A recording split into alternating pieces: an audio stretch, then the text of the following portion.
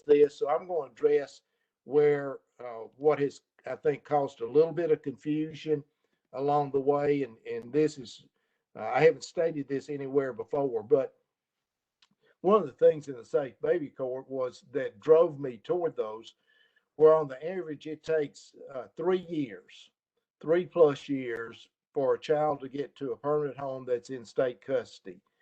And that's when we talk about ACEs, that first 5 years of a child's brain development is 80%. Taking 3 years out of that in a trauma situation, that's just not fair to the child. That's going to affect them the rest of their lives and in turn affect society. And so I just felt like that, and still feel like that is just unacceptable. And so the focus of the Safe Baby Court is to get these children to a permanent home in 9 to 12 months, which means 6 months into this, you've got to be deciding what direction these children are going. Are they going to be able to go back with their biological parents, or are they going to be able to go to a permanent home, an adoptive home? And I have promoted that heavily, and that has been for some folks, it's been very difficult. We are certainly a state that protects parents' rights, and I don't want to undermine that. What I would like to point out is that the results that we're having in the Safe Baby Court is that more biological parents are able to retain their children, get their children back, than are going toward adoption. Quite a higher percentage are doing that. So this program is not just focused on adoption. It is focused on children. And if we want to give the parents every opportunity that we can to get in position where they can provide a stable home and raise their children. But I'm not willing to sacrifice 3 years of a child's life to do that. And so there's a timetable that we're working under. But we passed a bill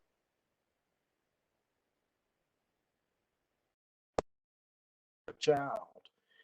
And there was questions about that this could be used to terminate parental rights quicker, and that was not the intent whatsoever. The intent was that we get as much information in front of a judge as possible that can be used to determine the best interest. And the best interest might be going back with those biological parents if we can get them situated that way, or into a kinship. So the Safe Baby Court is not just directed toward adoption, it's directed toward children.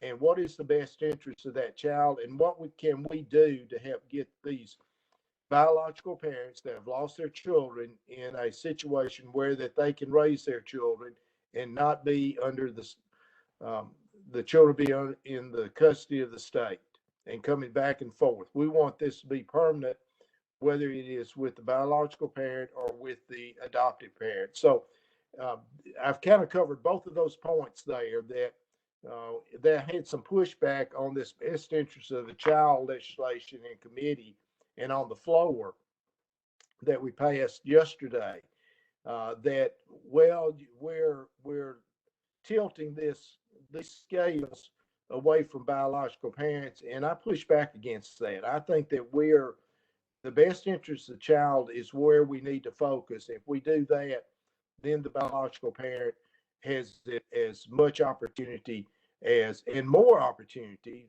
our statistics are showing, than the adoptive route. So that's a little bit about the Safe Baby Courts. I'm excited that 2 more are coming on. I'm excited what we're doing here. And I think that once we get through this pandemic and get to really rolling again, that we're going to see much greater results. And all those of you that work in this arena, I am really thankful for you and praise you for what you do. You're going to change not only the lives that you're touching. I believe that you're going to change the lives of children all across this state eventually. So I applaud you for that. Second thing I'll talk about just very briefly is the Foster Care and Adoption Caucus that Jeremy Faison, Representative Jeremy Faison, and I chaired together. The idea of that is that to have more folks thinking about how do we help children in this state, and certainly you need good foster homes. There was a situation up in, I believe it was in Roane County, but it was where there were some foster parents, and this is really, really rare, but they were really taking children in just to collect the money, the federal money that came, and they were keeping the children in cages. Two of them died, buried in the backyard. Just horrible situation, and we passed a statute trying to correct that situation where that never happens again, or at least those parents can be prosecuted, and we're continuing to look at that. But we need really good foster parents, and I think there's a lot of individuals out there, a lot of couples that would be willing to open their home up. They have enough love and they have enough care that they can provide a home for some of these children that do not have a home, at least for a short time period, perhaps for even longer. So our caucus is focused on what can the state do, what legislation do we need to bring, and how can we support not only our safe baby courts, but our foster care. And as you know, the governor just announced yesterday, I believe it was, and I was on the chamber floor when this took place, an initiative concerning faith-based organizations to help generate more foster care homes going forward. And I think that's a great initiative, and I strongly support that. And with that, while I will close, just real honored to be invited to speak with you today. And I don't know whether you intend to have questions or what the agenda quite is, but I'm here. Thank you so much, Senator Haile. I really appreciate you sharing your heart and your passion for serving the young children and families of our state, and also paying attention to foster care and adoption. We appreciate the work that you do, and that you're willing to take time and tell us how we can be better advocates for our children and families that we serve. And yes, we will, if time permits, we would like to have a few Q&A, a time for a little bit of Q&A. So if you don't mind staying on, we'd appreciate that. I'll be right here. Thank you so much, Senator Haile. You're welcome to turn your camera and microphone off, and we are going to transition to talking about safe baby courts in Tennessee with Judge William Trey Anderson, the Grundy County General Session and Juvenile Court Judge. Judge Anderson, if you want to go ahead and turn your microphone on, and there you go. The floor is yours. The floor is yours. Thank you for joining us today. Okay, thank you. I'm honored to get to speak on this panel today. I feel unworthy, but I am honored to speak to you about the amazing difference that Safe Baby Court has made in the lives of babies, children, parents, and families as a whole. So, snapshot of Grundy County. We're located high up on a mountain plateau between Chattanooga and Nashville. Most of our county is located on top of the mountain, with a few, hollers and coves tucked up next to the mountain down in the valley. We have a population of about 15 to 18,000. We're ranked as one of, if not the poorest and most unhealthy counties in Tennessee. Not a fact I'm proud of, but we don't have a hospital. We have no public transportation, not even one Uber. So our nearest Walmart is about 45 minutes a drive down the mountain. But we do have scenic beauty. Our hiking trails and our waterfalls and our mountain vistas make it the most beautiful place to live in Tennessee. At least I think that. So we also have a strong sense of community and heart, coming together to help each other whenever a need arises. So in spite of our rankings, Grundy County is a great place to live. Now, about our Safe Baby Court, I should say our awesome Safe Baby Court team, because that's what makes it work. In June of 2017, Grundy County became the first rural safe baby court in Tennessee, and I think we were chosen for the rural pilot program because, well, everyone thought if it works in Grundy County, then it'll probably work anywhere.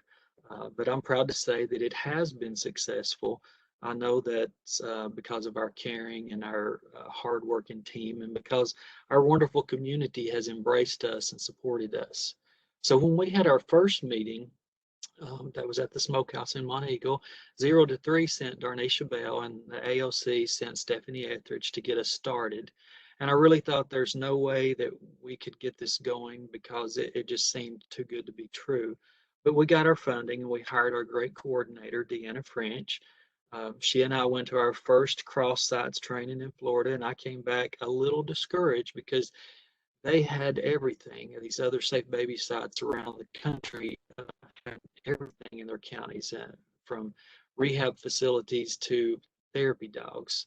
And finally, it came time for our big kickoff, our first ever stakeholders meeting.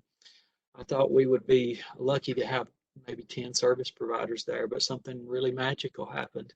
Um, Service providers actually showed up on top of our mountain. About 60 providers, in fact, showed up wanting to be a part of Safe Baby Court, and we welcomed them with open arms and with food. We're the South, so of course we always have food at our meetings. But as a result, a direct result of Safe Baby Court, we now have a therapy dog.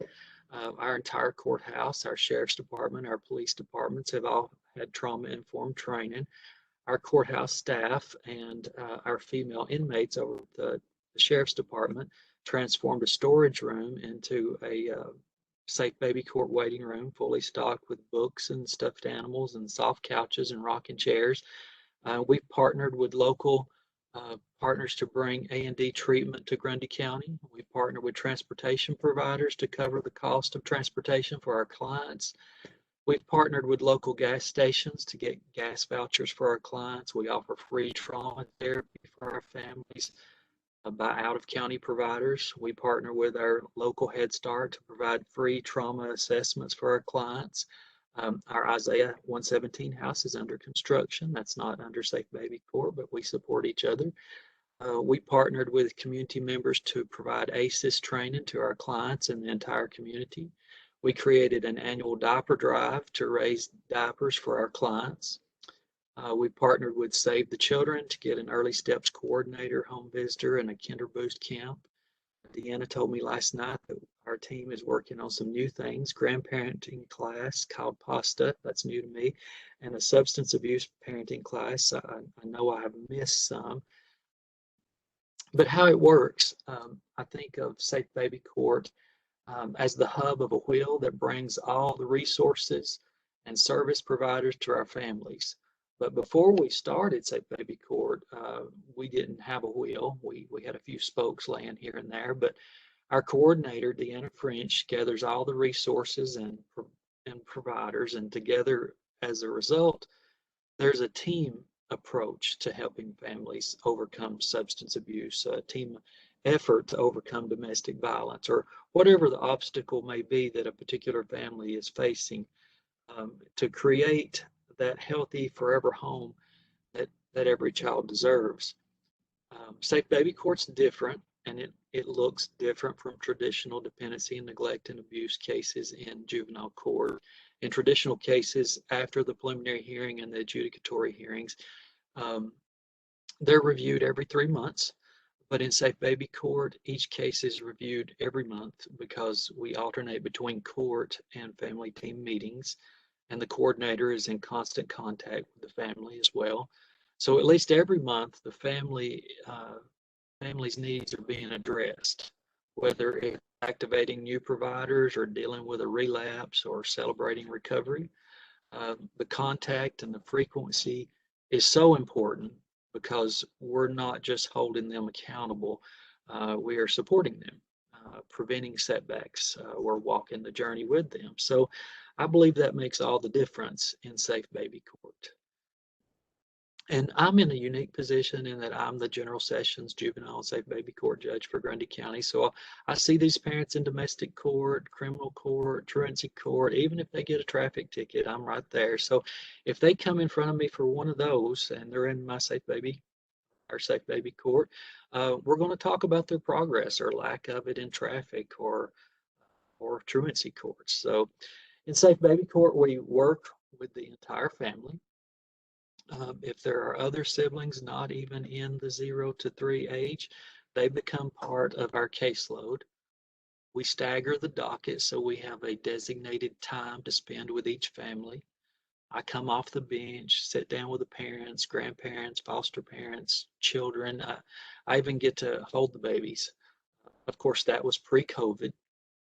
Zoom court is more difficult and less hands-on, but our team still does a good job communicating the importance of each child and encouraging each parent to succeed and be the parent that this baby deserves.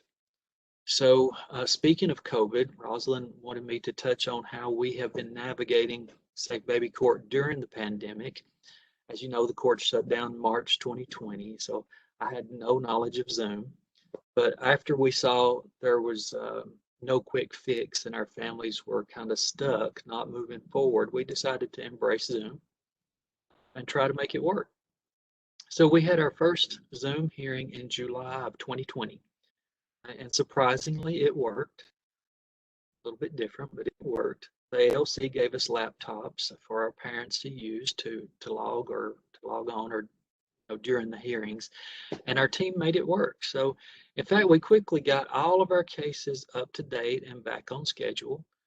It's the only court out of my 6 courts that is not behind.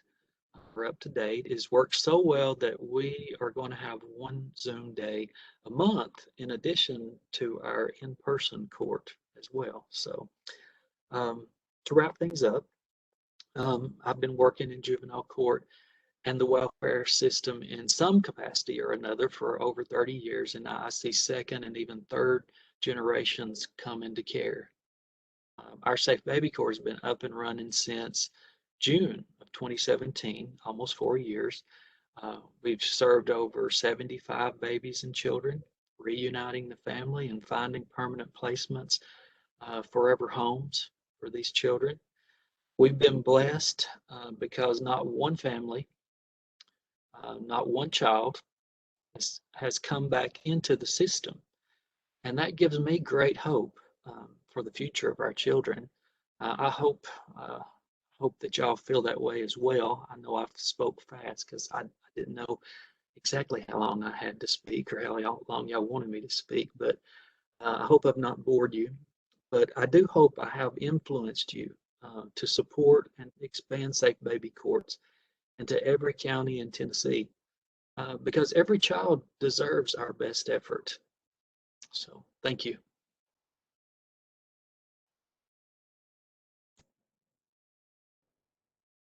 Thank you, Judge Anderson. I think we could just listen to you all day. It's so refreshing to hear your heart for permanency for children.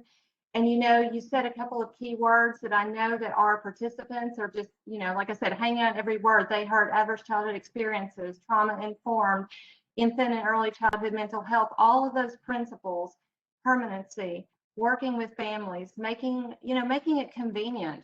To offer that Zoom. When you find something that works, sometimes you stick with it. And so just hearing your heart and how well Safe Baby Courts are working in your area, I think you've been an inspiration to us. And if you don't mind sticking around, we might have time for a few Q&As. So. Sure, I'll be here. Thank you. Thank you so much, Judge Anderson. We appreciate you. Next, it is my pleasure to introduce Representative Mary Littleton. And Representative Littleton chairs, and I think Representative Littleton, the name has changed since last year, and I think you have an all-new bunch working under you, but the chair of the Children and Family Affairs Subcommittee. So Representative Littleton, feel free to take yourself off of mute, and there you go, and then your video. Let's see. There you are. Okay. We are delighted to hear from you, Representative Littleton, and I will go ahead and mute myself. Thank you. Thank you for giving me this opportunity. And I thank every one of you that's been involved.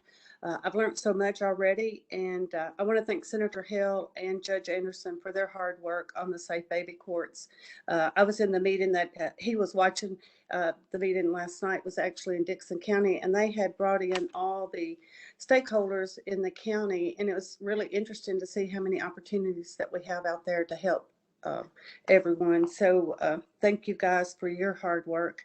And I guess next I want to apologize for the curly hair. I need a picture of all this curly hair. I got tired of fighting it, so I'm just going with it. So anyway, I guess I want to start with where my mission began. When I was first elected, we were still in the War Memorial Building. I know people have heard me say this over and over, but I wanted to find my place. I didn't know where, but once I got up there, I realized I had to learn to work with the maze that was in that building. And after that, I met Representative Jim Coley, and he offered me 2 human trafficking bills to carry on my first year. And I really didn't know that existed in the state of Tennessee. You know, you see it on TV, and you see it, you know, you think it's just, you know, in massage parlors or in other countries, or certainly not in Tennessee. But a couple of, I think last year, we actually had some right here in Dixon County. So human trafficking is a real problem, and we know that. So we work hard, and my committee works hard every day to try and stop that. And I mean, even in Tennessee now and in the legislation, it's really caught on, and we know that it's a problem, and we're fighting every day to stop it. And Tennessee is actually the #1 in the nation with the strongest bills and the most convictions. And I think with trying to the therapy that we give the victims, and I'm trying to think, just the way there's every corner that we go on, or in every town, there is somebody there that's trying to help the victims of human trafficking. So I can't say it's a pleasure to work on it, but it's really been dear to my heart to know that we are trying to do our best to stop, especially the children. It's such a sad thing when you know that they are being trafficked out there, and we know now that they're going to be, you know, they're coming across the border, they're everywhere. So we are working hard to stop the human trafficking. And I do thank Representative Coley for bringing that to my attention. And when he did that, then I knew that that's where my place was in the state legislature, for the safety of our children and our families. And I've really enjoyed my committee. And yes, we did change the name of it a little bit this year, and it's whole new committee members. But we've worked hard, and everything that comes through there, they're sad bills, but when you pass those bills on the floor, then you know that you're making a safer place for Tennessee and for our children. So it makes you feel good, and you kind of forget about all the pain for a few minutes that some of these children do suffer through. And I'm just going to tell you a little bit about some of the bills that I have carried. In 2019, we changed the law that once convicted of aggravated rape of a child, they get life without parole, because we decided that we didn't think they should ever see the light of day again. A lot of them do die in prison, but we thought that if we changed it to life without parole, that we would make sure that they could never harm a child again.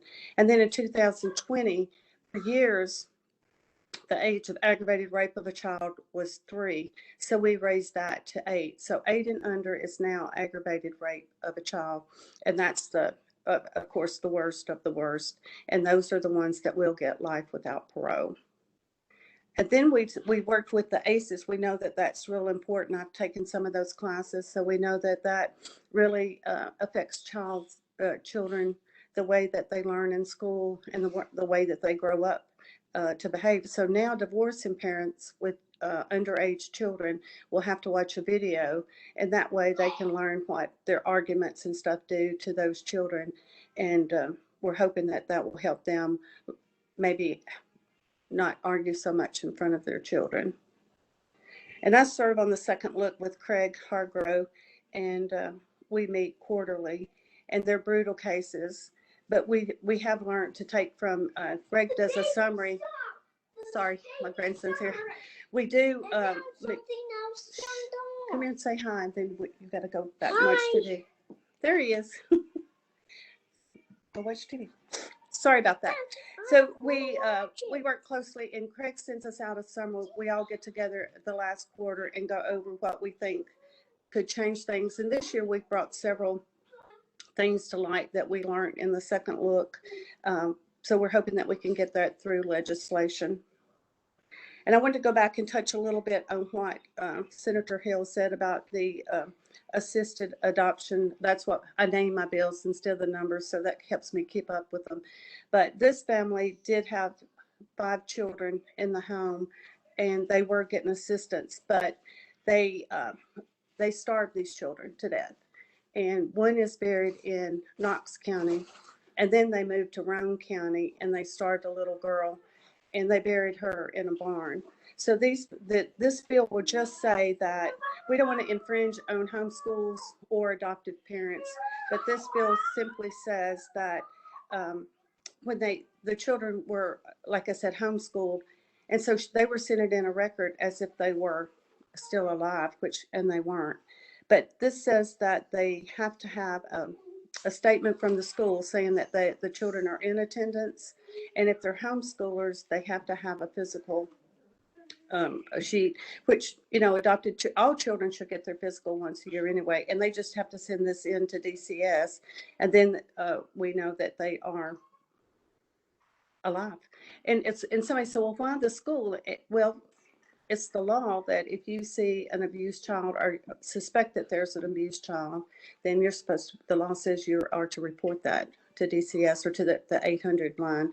So this was a horrible case, and you know, you hate to do it when bad apple spoils the whole bunch, but we have to assure that our adopted children are safe as well. And a few years ago, we passed a bill that says pedophiles, homeless pedophiles, have to wear a monitor. We know that they're not supposed to be near a park or children or anything, but if they're homeless, we don't know where they're at, and they do not know how to. The TBI doesn't know where to find them, so they have to wear this monitor where we know where they are. So I feel real good about that bill as well. And back to the safe baby courts, I keep going back to that because I'm so proud of that. And Senator Haile is exactly right. After a year, we know the parents are going to, shape up or not. And if not, that child needs to be in a safe home, because ACES teaches us that between 1 and 3 is when they're developing so much. And after that, it's really hard to reel them back in. So I think it's just a baby court. It's just one of my favorite things. And I know it's Senator Hill's baby, but we all thank him for bringing that to us and for helping us create that through the state. And we are hoping that we can get more baby courts in a few more counties. And eventually, I hope we have one in every county. So that's our goal. So again, I've rambled on, and these are things that are very dear to my heart. And as you see, my little grandson's here. I have 5 grandchildren, and I think my goal in life, and my goal especially in the legislature, is to make sure that we make this a safe place for our children and our families to grow and to become productive citizens. And that's what we want for all of our children, and that's what we're here to help with, is to make sure that they become healthy, safe, productive adults. So I appreciate you letting me be here, and I think all of you guys do a great job, and I look forward to working with you in the future. Thank you.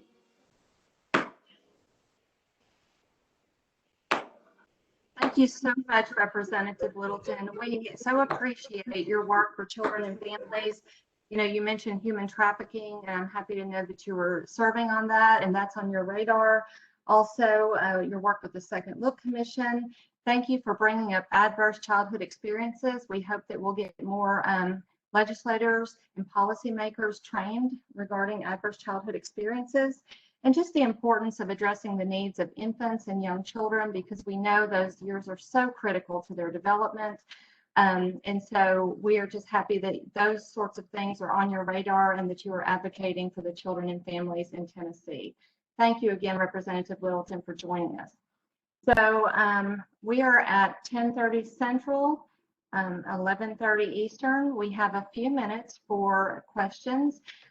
What I will do is I have a few that have been already placed in the chat box. Unfortunately, we will not be able to get to every question, but we will be able to start with a few. If all of my panelists don't mind going ahead, and if you will turn on your camera, you can leave your microphone turned off. And then when I call on you, if there's a question specifically for you, you may unmute yourself and answer that question. We have about 15 minutes to ask, to be able to do these questions. So since Judge Anderson is already ready here, somebody did ask, let's see, it had to do with safe baby courts. Oh, what are the biggest barriers to creating safe baby courts in a new county?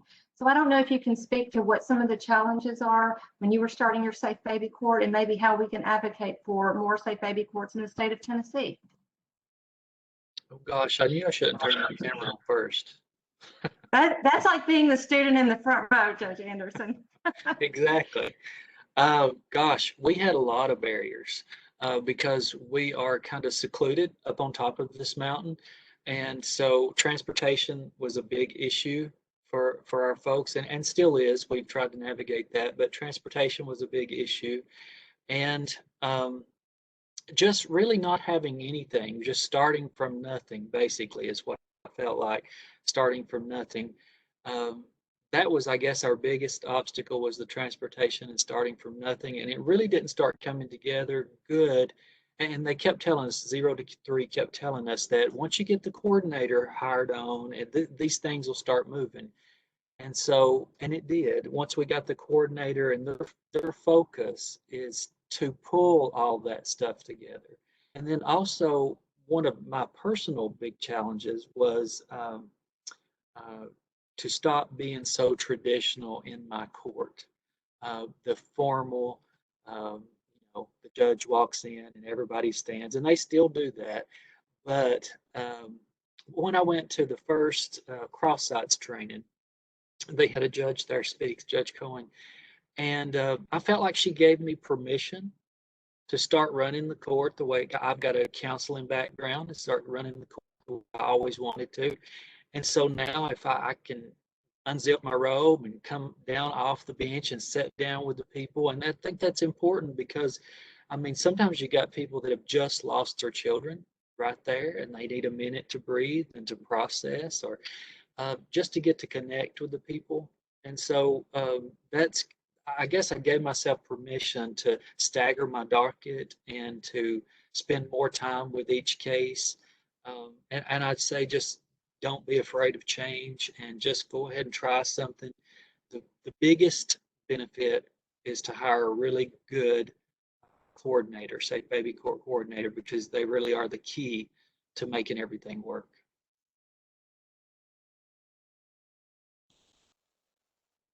Thank you for that information, and hopefully there's someone on here who will reach out to you to find out more about that. So, Richard, I'm This sorry. is Carol. Could I jump in on that? Oh, please do. Please do. Okay. And I completely agree with what Judge Anderson had to say. And he talked about the mechanics, the difficulties of starting a safe baby court. I want to talk about a little different view. I think the hindrance is, one, you need to have the vision. We're only going into counties where the judge says, I want this in my county. I want to be part of this.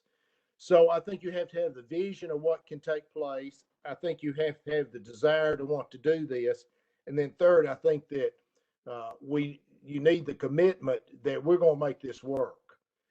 And then all those mechanical things come about of, I've got how I change my courtroom, how I interact with these folks, how we get the coordinator in and services surrounded, and every county is different from what I've seen.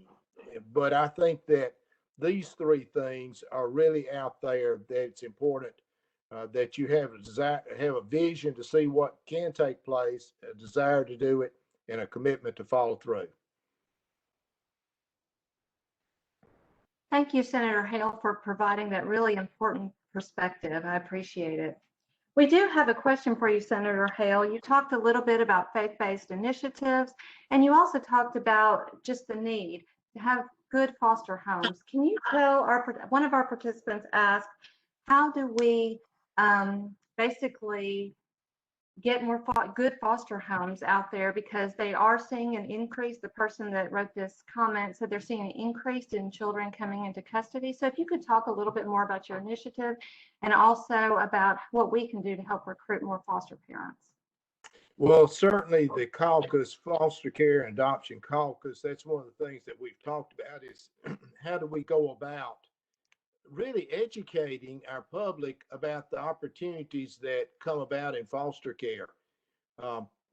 This is for those individuals that have a heart for children and have a heart that have the means and ability to provide a home for a child that is suffering.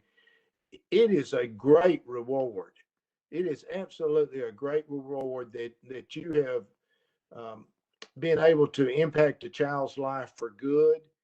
And that message needs to be told. And I think that I did not hear all the governor's comments.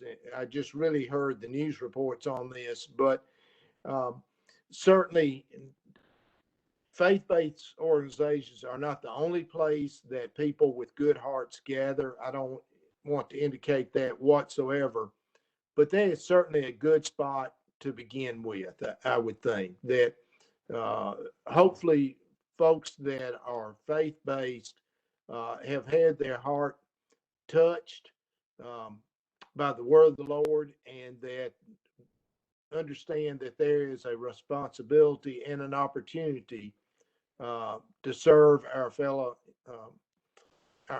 man. And this is an avenue of doing that. Not everybody would be qualified to do this. Not everybody would this be their quote, their calling. But we just need to provide information and make folks aware. I became an adopted parent. I'd had this on my mind really since I was a teenager from an experience that took place. And so I kind of had that in my mind, but my wife and I really were not looking to adopt until we saw friends of ours in church that we sat 3 or 4 rows behind that adopted a child. And we looked at one another and said, we can do this. We can do this. And more importantly, we want to do this. And that started us down that path. I think we just need to get this out in front of folks. Could I speak to that for just a minute? Yes, please do. When we first started back in 2017, starting up our Safe Baby Court, we had to put our goals up on the wall, and that was my goal, was to increase our foster families in our county, because we had 1 foster family in our county in 2017, and our children were very strange up here on the mountain. We're hillbillies, and so when we're removed from this place and sent somewhere else, like our kids were having to be sent to sometimes as far as Memphis to just get a foster family, that just wasn't acceptable. So that was my goal, was to increase our foster families. And I'm proud to say that we have, I think, 4 now. We may have more. I didn't check with Gwen, but I believe we've got 4 now in our county, 4 foster families in our county. And that's not huge, but that's 3 more than we did have. And I think that's because we all decided to talk it up. Everywhere I go that I'm invited to speak, especially in our county, I say we need foster families. And it's a surprise to some people. I went to speak to an educated group of educators, and I said, we have 1 foster family in our county. And they said, I don't think that's correct. And I said, well, I am the juvenile judge. I should know. And it was just a shock to them that we only had 1. So I think just getting the word out there, and just everywhere you go, say we need foster families. And if you need information, I will hook you up. So I think that's important to do. Thank you, Judge Anderson and Senator Haile, for that information. Representative Littleton, one of the questions that we had was regarding, we are all in the field and we see things and we think about, wow, this might need to change or that might need to change. What's the best way to advocate for good policies? How do we approach our legislators to let them know the issues that are on our minds? Well, my door is always open, and I'm always willing to talk to anyone that wants to come and visit with legislation. Sometimes we can't do it. Sometimes it's unconstitutional, but I work with anyone when it concerns children or families, always. And the second look, we've worked with that a lot. The summary that we get out of that, I've got 3 bills out of that this year. One of them's probably going to be unconstitutional, so we're not going to be able to do that. But my door is always open, always ready to listen. And I do involve myself in the foster care review board in Dixon County. And Judge Anderson's correct. It's really hard to get them. And we had some children that were in Atoka. We had some that were, a lot of them are in Covington. So every county suffers the same way. We do not have enough foster care parents. And I'm anxious to see everything that the governor had to say about that. Like Senator Haile, we were in committee meetings, so we didn't get to hear the announcement. So I'm anxious to work with the governor and Senator Haile to see what we can do. But we're open. We're open to emails. I get emails every day suggesting some things. But what people have to know is after February, we have to wait till the next year. So I already have a list of the 2022 bills that I might be looking at. So that's a good question, though. Thank you. Thank you, Representative Littleton. So what you're saying is we need to start early. We do start early because I do start working. I try to have most of mine ready by January because the deadline's so quick once we get there. And it gives me a little time to kind of work with legal and study it and get other stakeholders in to see what we can do to make it a better bill. Well, thank you. It's we always enjoy our time with Children's Advocacy Days that TCCY has annually, and we know how important that is. But I think what you're saying is it's just as important to have contact throughout the year, so that it's not just one day. It's a continued relationship and giving pamphlets or information to you guys to make the best decisions for children. That's true. And you guys, Susan's always sending me all kinds of information, and I really appreciate that. And Richard is in my office occasionally, and we all work together, and that's what it's all about, is working together. There's no I, it's all a we, so we must work together.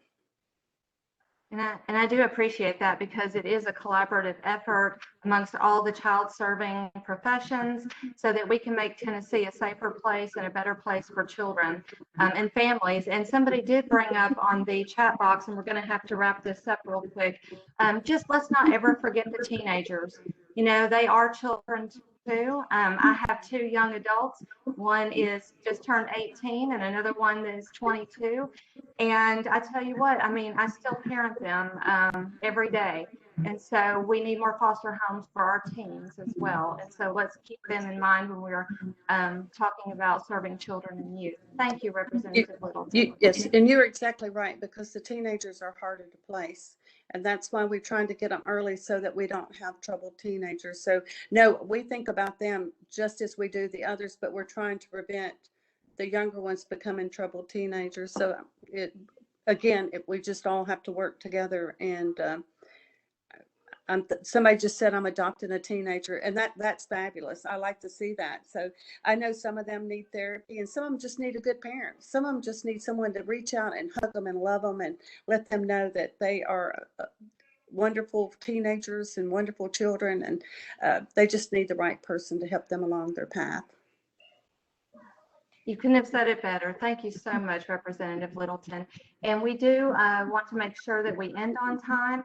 I would like to ask one very quick question. Somebody wanted to know what the next 2 counties are for safe baby courts. Senator Haile, do you have that information? Well, I have the name of one county, and I was told the other one, and I did not write it down, so I've forgotten it.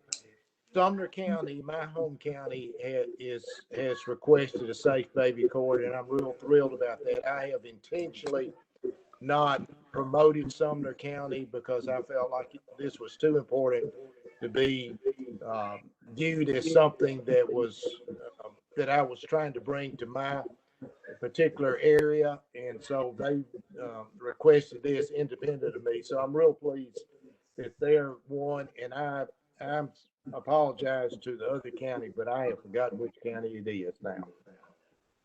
That's okay. I'm sure we'll find out soon. There is a Safe Baby Court website that I think you can go to. And I think it's like Safe, I don't have it here in front of me. Do you know that website off the top of your head, Judge Henderson? I'm not Judge Henderson, but I think it's Tennessee Safe Baby Courts. I think we saw that last night on our little videos that we were watching. Yeah, Thank that's you very much. correct. Okay. That's correct. And So there Grundy is a County, website. we have our own Facebook page for the Grundy County Safe Baby Court as well too, so you can find us on Facebook. Oh, Stephanie Etheridge just popped up, so we have it direct from her. Oh, there she goes, Tennessee Safe SafeBabyCourts.org, and it is Sumner and Murray County. Thank you so much, Stephanie, for providing that information, and we appreciate all you do to make sure that our judges are properly trained and ready to go with their Safe Baby Courts. So thank you guys for allowing us some time for Q&A. I'm sorry we couldn't get to every question. And Richard, thank you for being part of this. I know that we want to talk a little bit now about TCCY and the regional councils. Richard, do you have any last comment before I turn this over to our regional coordinators? Wendy, I guess, the last thing I would like to say is just, once again, thank you all for all that you're doing every single day. I want to thank Senator Haile and Representative Littleton as well. I always love talking with them, even when they have to fuss at me a little bit. I always enjoy the opportunity to kind of hear what they're thinking and how we might be able to be helpful. But really, they're just doing incredible work, and we're so fortunate to have them as champions in the General Assembly. And then just everyone else, just thank you for everything that you do every single day. It makes a difference, and it's so easy to get down in the weeds. And would just encourage everyone to kind of pull back up to that 20,000-foot view when you have the opportunity, and just to continue to think about the big picture. So thanks for letting me be with you all. Thank you so much, Richard. And now we're going to hear a little bit about how you can be a part of this movement. Tennessee Commission on Children and Youth have been very instrumental in providing training on adverse childhood experiences, helping get the word out about building strong brains. And that's how you can become part of this. We want to be collaborative. And I want to welcome Sean Noblet. He is going to take it from here. I believe Rosalind was going to join us today, but she is having computer trouble. So Sean, would you let me pull up the PowerPoint real quick, and then I will hand it over to you.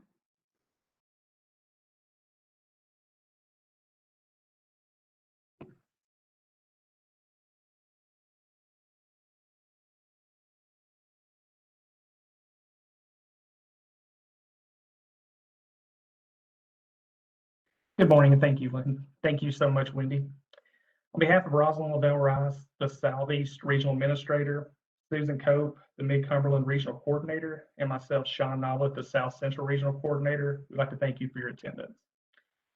We'd like to give special thanks to those who presented: Senator Ferrell Haile, Representative Mary Littleton, Honorable Judge William Anderson III, Richard Kennedy, the Executive Director of TCCY, Craig Harcrow, Deputy Executive Director, Wendy Yu, the President of Mid-Cumberland Council on Children and Youth.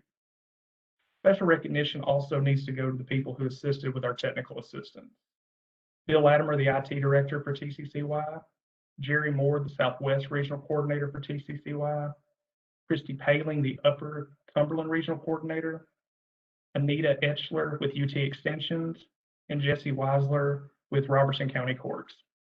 And last but definitely not least, we'd like to thank our distinguished guests and our council members through the 3 regions. Please note at this time, if you need a certificate and someone else registered you for this event, please put your name and email address in the chat box so we can make sure to get that to you.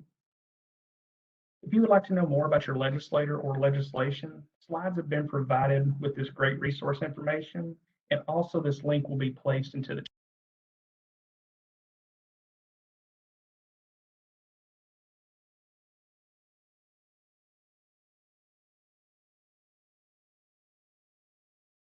Sean, you Sean? muted yourself. You're on mute. Was I on mute the whole time? Okay, I don't know what happened. I'm sorry about that. All 9 of the regional coordinators would like to thank you for your interest, attendance, and positive feedback regarding the free statewide virtual trainings that have been offered since May of 2020. The trainings were offered free to non-members and friends out of a shared sense of community during these difficult times. Regional councils rely on membership fees to support the work of the councils. This work includes payment of speaker fees, food purchases, venue rentals, and funding of community projects. Without your membership fees, this simply would not be possible. Effective January of 2021, the regional council's statewide virtual trainings will be offered to paid council members first. If training slots are still available after this time, we will open it up to everyone. Also effective January of 2021, training certificates and CEUs will only be issued to paid members. We know COVID will pass and we want to make sure our strong regional councils stay intact. Please contact your regional coordinator to become a member today. And shortly, I will place a link in the chat box. And once again, thank you all. And if you are not a member, please join us. And if you are, we look forward to seeing you in future events.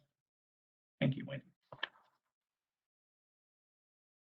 Thank you so much, Sean. And I don't want to go without saying that, like I said, this was a collaborative effort. And I want to thank all the participants that helped put this together with the legislative subcommittee. We just thank you for, all coming together to make sure this event happened. I don't know, I believe, okay, let me stop sharing my screen real quick.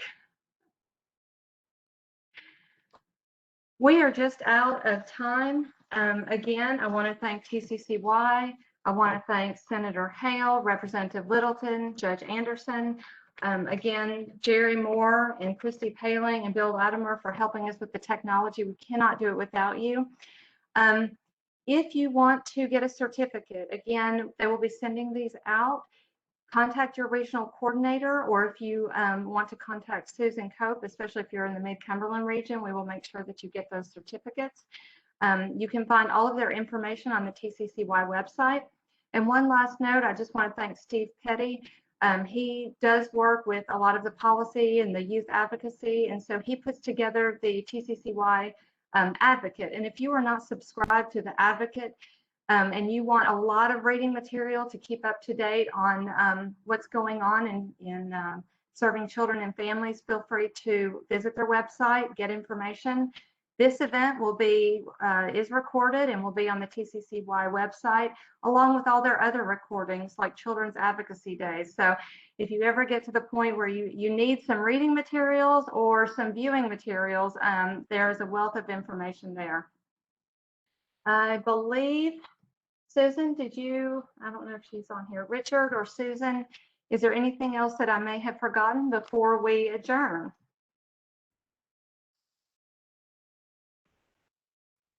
Wendy, I think you covered everything. We just want to thank everyone for attending with us today. And Richard, I see you're back on. Do you have something to say? No, I was just here just in case. Well, I do want to thank everyone for attending. I did get to look at the participant group, and wow, this is a powerhouse bunch. I think I know most of you, and you are all advocates for children in our state. And I think if we work together, we can accomplish great things and really be a positive force for good and for change. And so with that, we thank you, and we hope you have a lovely weekend and that you get some rest and that you stay safe and that you will come back to some of our other trainings and events. Thank you all.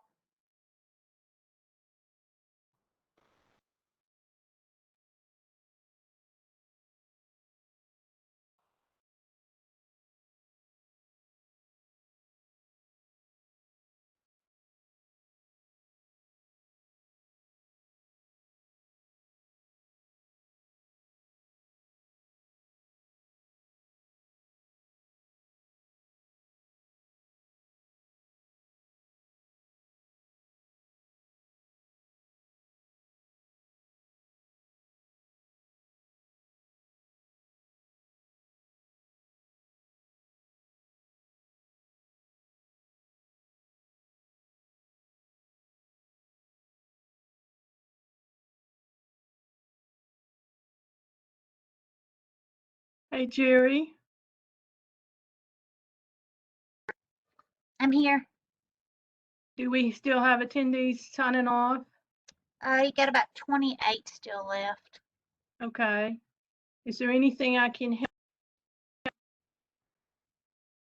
I sent you a few. They had they had put their information in the chat. Did you see Okay. those? How long will that be available to us? Usually there's a way I can save the chat. Bill may have to remind me how to do it. You can just Usually there's, save it, just copy, and then you can paste it into something else. So just like you would any normal document. okay, thanks, Christy. You also Sure. need to stop the recording. Okay, thank you, Bill. Thanks, Bill.